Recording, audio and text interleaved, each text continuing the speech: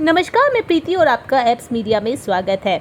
आज की वीडियो में हम जानेंगे मासिक धर्म में व्रत करना चाहिए या नहीं, पीरियड में व्रत रख सकते हैं या सावन सोमवार व्रत पीरियड्स में किस तरीके से रखें, पीरियड में कितने दिन बाद पूजा कर सकते हैं, व्रत के दौरान पीरियड आ जाए तो क्या करें और मासिक धर्म में व्रत कैसे करें।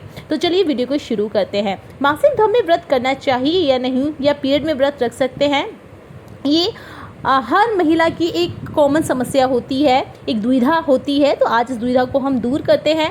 देखिए, पीरियड में व्रत रखना चाहिए या नहीं, तो क्या होता है कि वैदिक रीति रिवाजों के अनुसार मासिक धर्म या माहवारी के दिनों में हिंदू महिला को धार्मिक कार्य से दूर रहना चाहिए। इन नियमों में महिलाओं को मंदिर तक जाने की इजाज़त नहीं होती है। इसके साथ ही पूजा पाठ की सामग्री, मूर्तियों को भी हाथ लगाना अशुभ माना जाता है। जी हाँ, ये सही है कि मासिक धर्म के समय महिलाओं को पूजा पाठ इत्यादि करने से मना किया जाता था।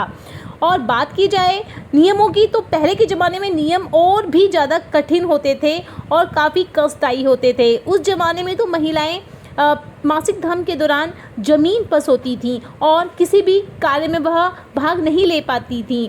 लेकिन बदलते ज़माने के साथ लोगों ने सोच भी बदली है और पहले की अपेक्षा समाज में इन चीज़ों को लेकर काफ़ी जागरूकता भी हो गई है। अब प्रश्न आता है कि व्रत के बीच में अगर किसी महिला को मासिक धर्म आ जाए तो ऐसी स्थिति में क्या करना चाहिए। देखिए, जैसा कि हम सभी जानते हैं कि ये बहुत ही बेहद साधारण और कॉमन सी समस्या है, जिसका सामना हर 3 में से 2 लड़कियों को करना ही पड़ता है।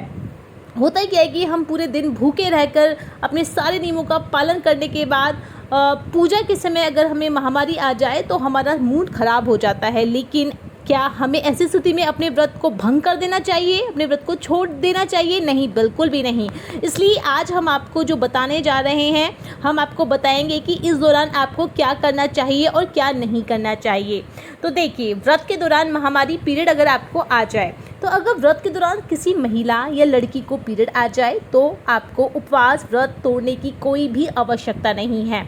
आपको सिर्फ और सिर्फ बाकी लोगों से, बाकी पूजा सामग्री से, मूर्तियों से आपको एक दूरी बना लेनी है और सभी नियमों का पालन आपको करना है।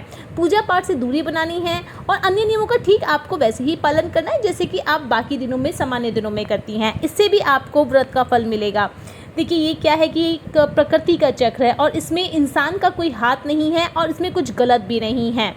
किसी भी कार्य के प्रति कार्य या ईश्वर के प्रति जो हमारी आस्था होती है वो मन और विचारों से जुड़ी हुई होती है। शरीर एक जरिया होता है, इसलिए आप पूरी मन और श्रद्धा से महामारी के दिनों में भी आप अपनी नियमों को बरकरार रखकर सभी नियमों और कानून का पालन कर सकती हैं। उससे पूजा पाठ से दूरी बनाकर नियमों का आपको ठीक वैसे ही पालन करना है जैसे कि आप सामान्य दिनों में करती हैं। आपको व्रत का उतना ही फल मिलेगा इस तरीके से। और यह प्रकृति का चक्र होता है। देखिए, इसमें किसी भी इंसान या मानव का कोई दोष या हाथ नहीं होता है और न ही इसमें कुछ गलत भी होता है। हमारी आस्था ईश्वर के प्रति मन और विचारों से जुड़ी होती है। शरीर तो महज एक जरिया और होता है, इसलिए पूरी मन और श्रद्धा से आप पीरियड के दिनों में भी आप अपनी सारे नियमों को बरकरार रखकर सभी नियम कानूनों का पालन कर सकती है। तो उससे आपको व्रत का उतना ही फल मिलेगा। सिर्फ और सिर्फ अगर आपको ध्यान देना है तो इस बात का कि आप अगर पीरियड के दौरान व्रत रख रहे हैं तो आप पूजा से जुड़ी किसी भी चीज़ को आप ना टच करें और मूर्ति को टच ना करें। पूजा से थोड़ा सा दूरी बनाकर दूर से ही पूजा करें।